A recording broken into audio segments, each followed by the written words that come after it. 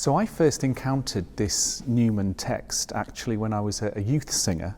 This is back in Durham, where I grew up, and we had a service of evensong that we used to sing at.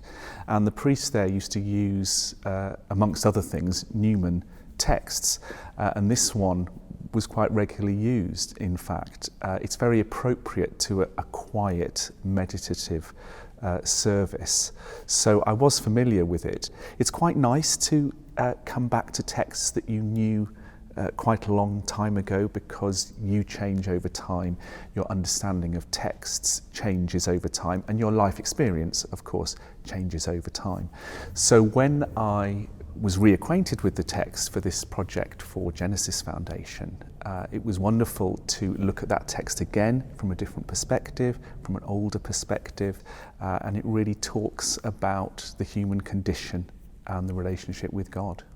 So the sound world in my piece grows out of two things.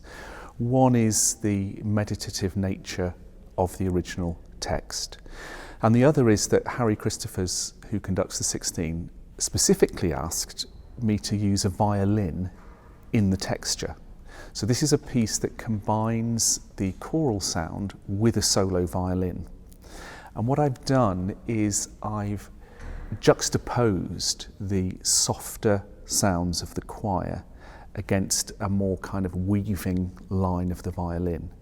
So I kind of think of the violin line of sort of like the Spirit of God going through the piece, so it's got more energy and more shapes, and the choir kind of fits around that and harmonizes around that. So I hope in hearing this piece that listeners will get that sense of a juxtaposition, but also a coming together of two things: this thread of the Spirit, and then the people, as it were, the choir, following that thread. Having your music performed by a choir like the 16 is incredible, because you're talking about the best singers in the UK, effectively, working on your music. So from a composer's perspective, when you work with a choir of this calibre, there's a real feeling of excitement, because you know that they and their conductor, Harry Christophers, are going to find all the nuances in the music. They're going to shape it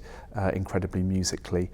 And in this acoustic, I think they will sound absolutely fantastic.